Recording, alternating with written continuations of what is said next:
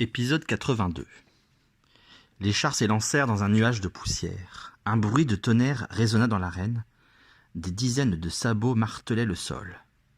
Aussitôt des cris d'enthousiasme fusèrent des tribunes. Les concurrents n'étaient pas venus seuls, et leurs amis les soutenaient de la voix. Dès le premier tour de piste, Hippolyte se plaça parmi les chars de tête. Lorsqu'il passa devant la tribune d'honneur où était assis son père, il ne détourna pas les yeux de la piste, tout occupé à pousser ses 2 chevaux au maximum de leur vitesse. Il savait ce que Thésée attendait de lui.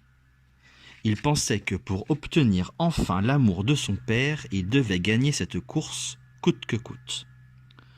Au 2e tour de piste, il creusa un peu plus l'avance qu'il avait sur ses adversaires. Les chevaux d'Hippolyte avançaient à une allure telle qu'il avait l'impression que son char allait décoller du sol et s'envoler. Au 3e tour de piste, il n'y avait plus qu'une dizaine de chars dans le peloton de tête. Les autres étaient distancés. Hippolyte devrait ménager ses montures, pensait Thésée. Ses chevaux vont s'épuiser avant l'arrivée. La sueur coulait sur le front de Thésée, comme s'il concourait lui-même. Au 4e tour de piste, les spectateurs se levèrent en hurlant. Un char venait de se renverser et son conducteur avait manqué de se faire écraser par les chevaux qui étaient arrivés derrière lui.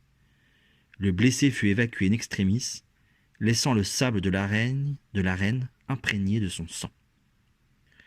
Quand Hippolyte passa pour la 5e fois devant son père, il devina que celui-ci avait maintenant peur pour lui. Il en fut secrètement fier. Il fouetta encore un peu plus ses chevaux. Thésée allait voir ce qu'il allait voir. Le char d'Hippolyte fit une embardée au 6e tour de piste. Le jeune homme fut un instant déséquilibré, mais il se rattrapa immédiatement et ne perdit pas son avance. Au 7e tour de piste, Hippolyte était largement en tête. Les hurlements des spectateurs lui parvenaient comme le bruit des vagues dans une tempête. Tenir bon, ne pas relâcher sa pression. Ses efforts allaient être récompensés. On allait crier son nom et celui de son père dans le stade olympique. Lui, fils de héros, allait enfin le devenir à son tour. Hippolyte ne quittait pas des yeux l'encolure luisante de ses chevaux.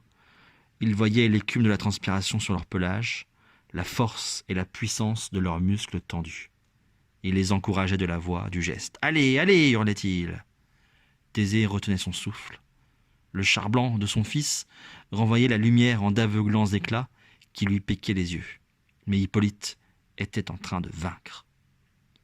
C'est alors qu'un char bleu se détacha du groupe.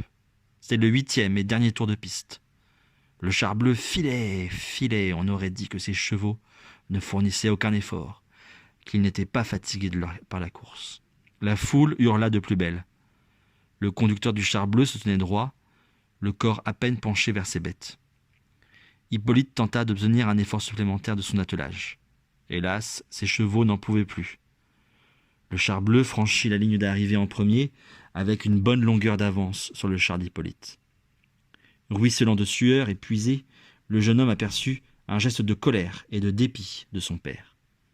Hippolyte n'obtiendrait jamais ce qu'il attendait de Thésée. Il venait de gâcher sa dernière chance de se faire aimer. Du moins, le pensait-il. Thésée était déçu. À son désappointement se mêlait de l'agacement. Il n'a pas su mesurer la longueur de l'épreuve, et le premier venu lui est passé devant.